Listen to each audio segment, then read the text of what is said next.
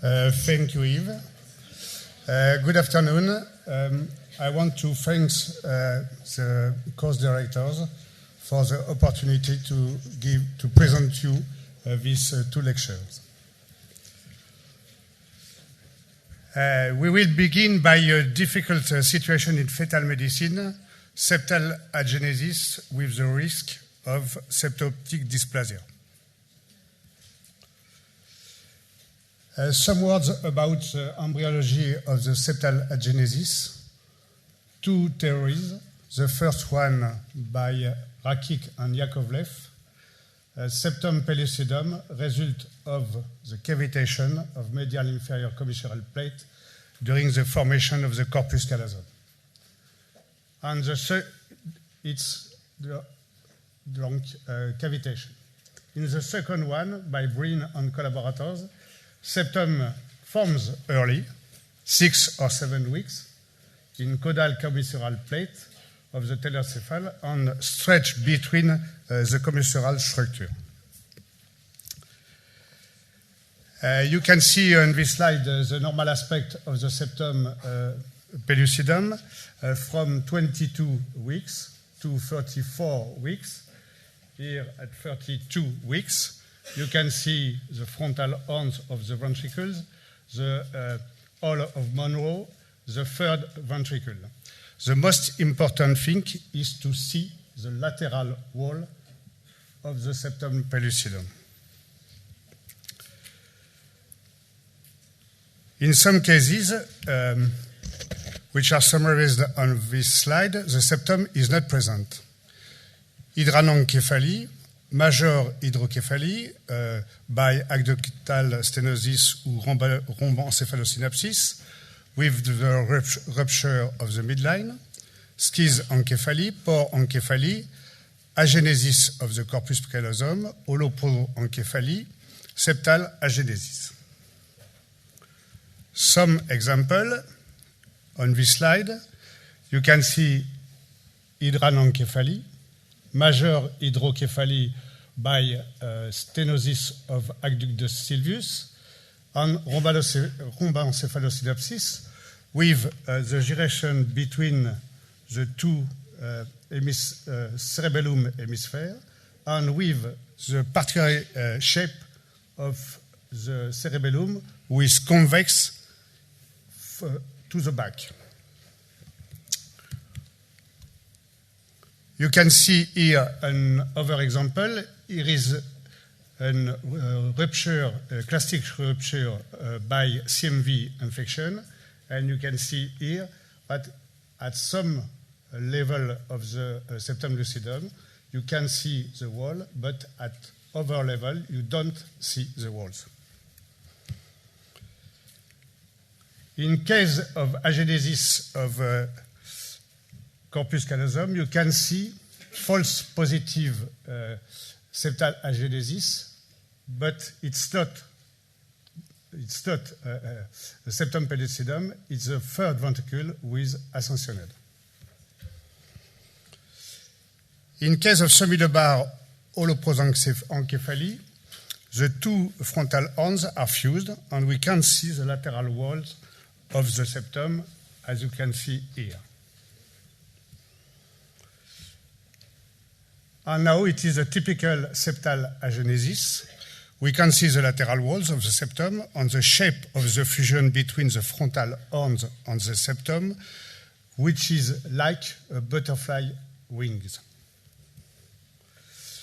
Gianluigi and collaborators have shown that in some cases, like this one, in the middle of the pregnancy, it is possible in an axial plane, which this plane is too low to describe a false septum, like you can see here, and you have the explanation of this false image.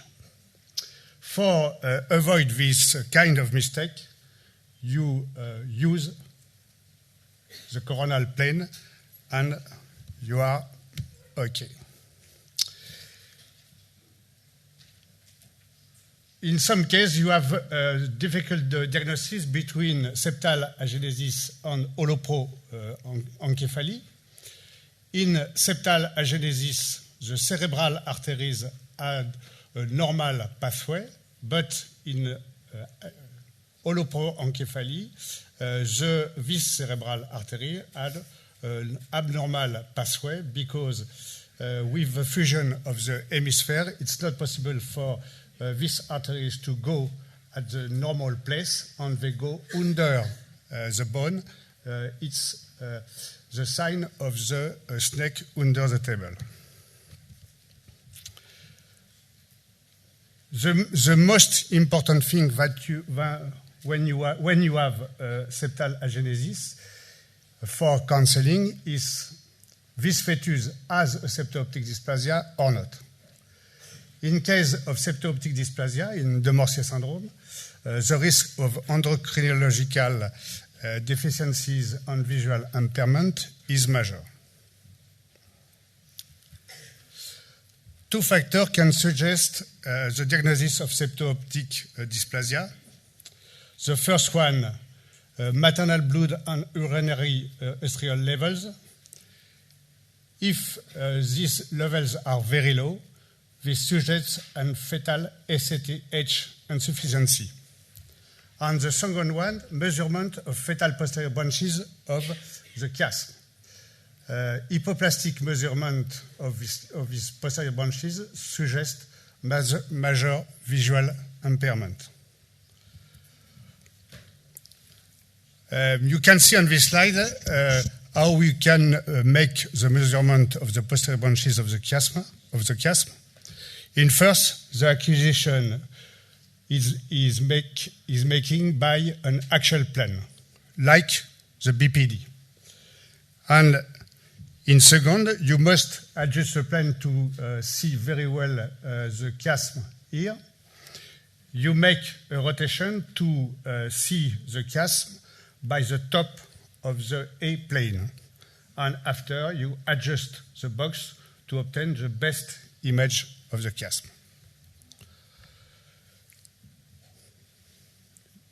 You have here a normal optic tract at 28 weeks by abdominal approach.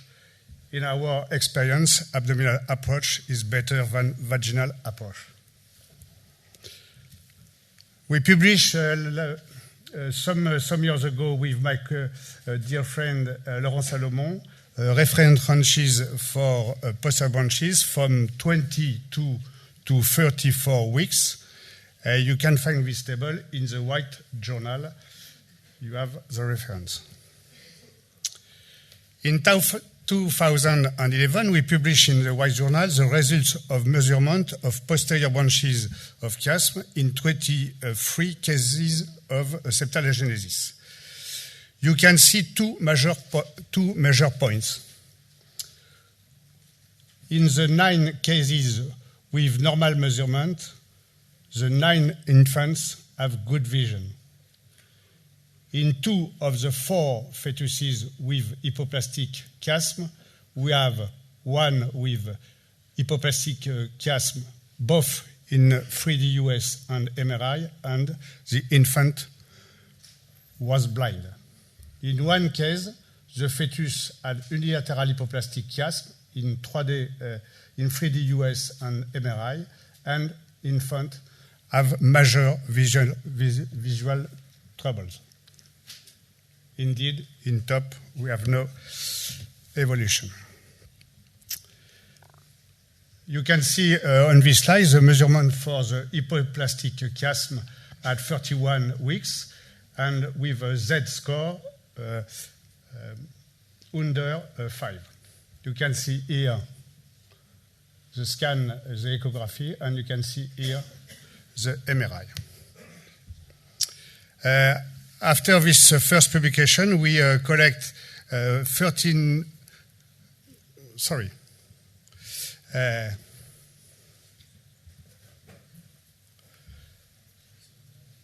After this publication, this first publication, we collect 13 new cases of septal agenesis, and with new results, about 36 cases now, confirm the first one. You can see that in this case, all the infants have good vision, only one had a minor visual impairment, and we have here the same results.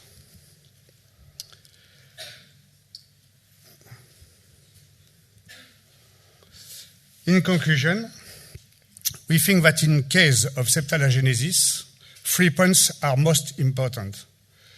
1, verify that it is a true isolated septal agenesis. 2nd, make a mother's blood sampling for obtaining the estriol level. 3rd, measure the posterior branches of the chiasm.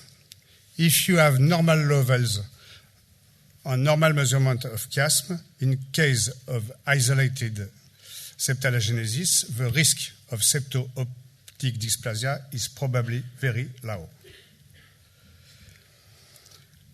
Second part of this lecture, the ocular anomalies.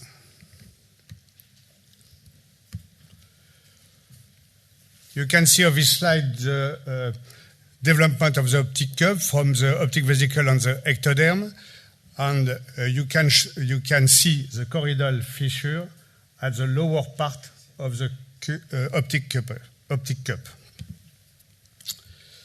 You can see now the formation of the optic lenses on the retina on the optic cup.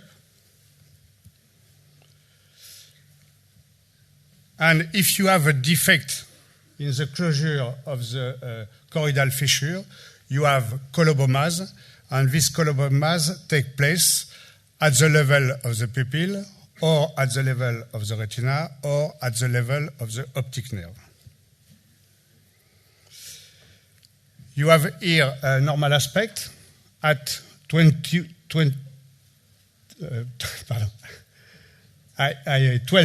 weeks. In 16 weeks, and here at the morphological examination in 22 weeks, you can see orbits with US 3D in maximum mode, the eyeballs on the lenses, and the yelloid artery from the retina to the posterior part of the lenses. Here is the eye at the 3rd trimester. You can see with this schema that you can image the major part of the eye. You can see here the cornea. You can see the anterior chamber. You can see the pupil here, and you can see with frontal plane here. You can see the vitreous body, and you can see here the lens on the middle of the anterior part of the eye.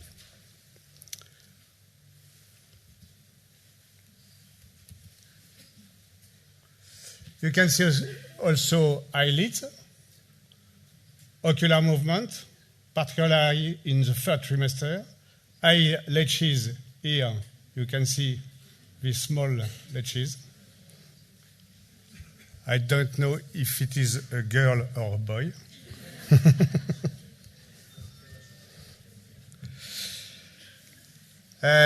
With 3D ultrasound, it is possible to see the retina. We published this technique, the virtual eye grown, in the White Journal. You made an acquisition of the whole eye in axial plane, like this. Using render mode, you see the green line here in the top of the E-plane. You can see the retina if you put the green line inside the eye. It's like when you cut the top of an egg. Here you can see the normal aspect at 16 weeks. Note that you can see the impression of the yelloid artery.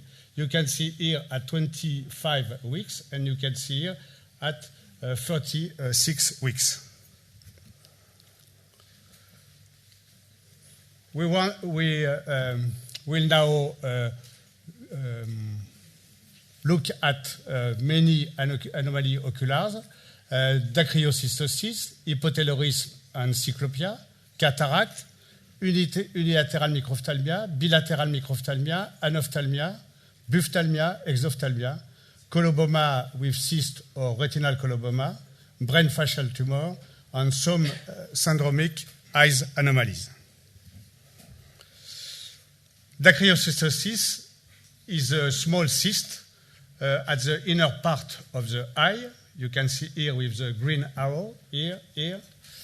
Sometimes you can see in this dacryocystosis small echogenic foci. It is dacryolithiasis.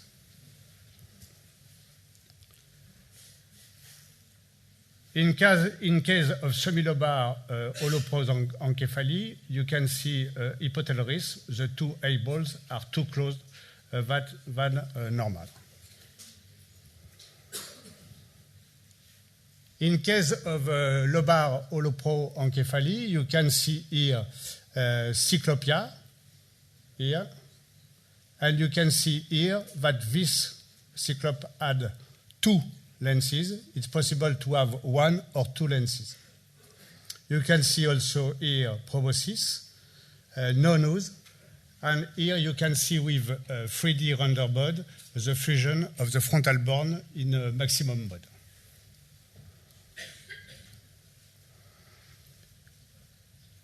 You can see echogenic lenses like this in the first trimester, like this in the second trimester, here.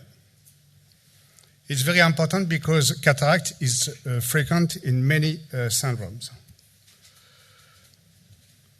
You can see here unilateral microphthalmia with persistence of primitive vitreous. Here you have this microphthalmia you can measure, and you have the correspondence with MRI. You have here a reference range for measurement of fetal orbital diameter, fetal orbital circumference, and diameter of the fetal lens. You can find this table in the White Journal. They are published by Goldstein some years ago. You can see another case of unilateral microphthalmia with persistence of a primitive vitreous. You can see behind the lenses triangular formation echogenic. You can see here with movement, and you can see another case here. You can use reverse view, like when you want to use to image palate. You make an acquisition in frontal plane, in sagittal plane in front of the fetus, and you make a rotation of 180 degrees, and you can look by the back of the face. And you can see here the orbit, and you can see here no orbits and no structure of eye. Here you have a bilateral microphthalmia with very, very small eyes. And you can see here, in this case, two cysts with a colobomatous cyst. In this case, you have no eyes. It's anophthalmia, bilateral anophthalmia.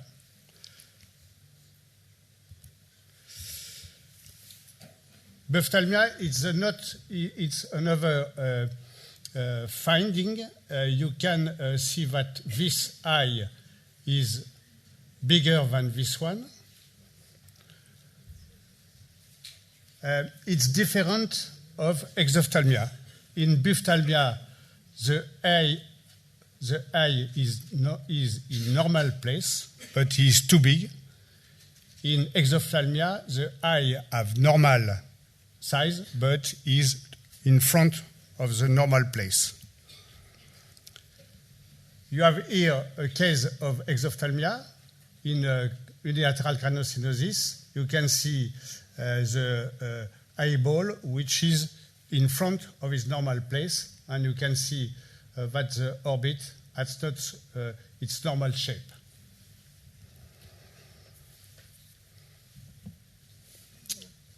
For coloboma, you can see here a colobomatosis cyst in first trimester.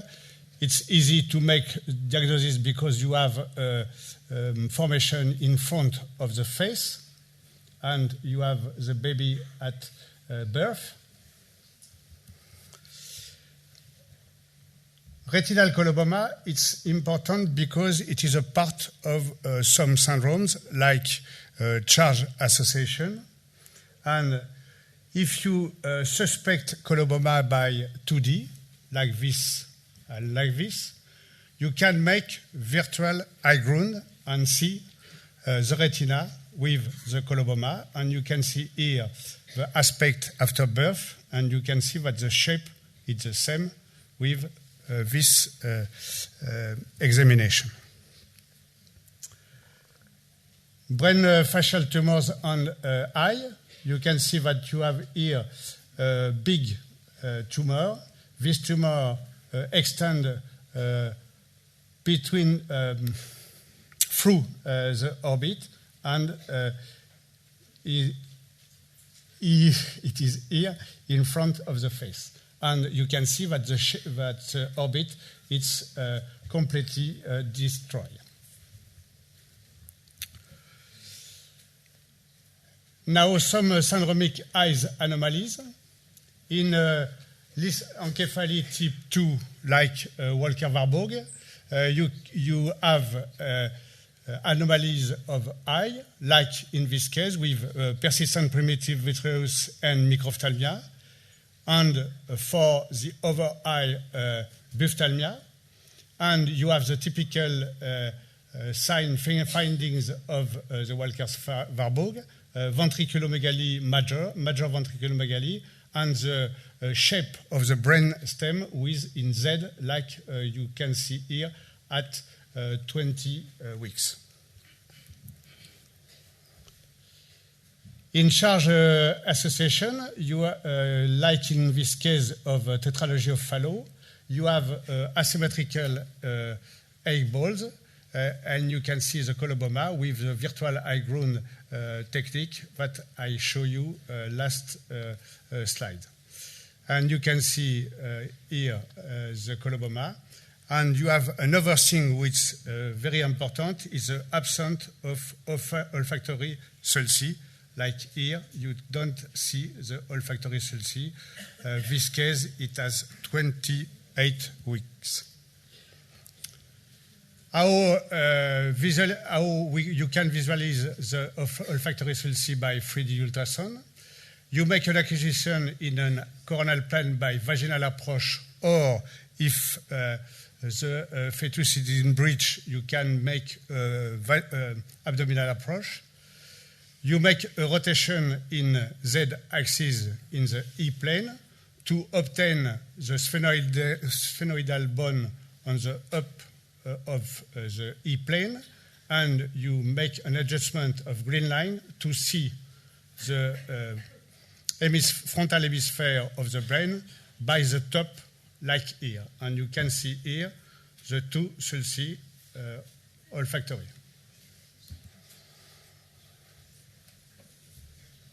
The same picture with the sulci who are here. And in case of charge association, it's the same case than 2 slides ago. You can see that it's impossible to see olfactory sulci because the bulbs are not present. And the last one, it's Peters syndrome.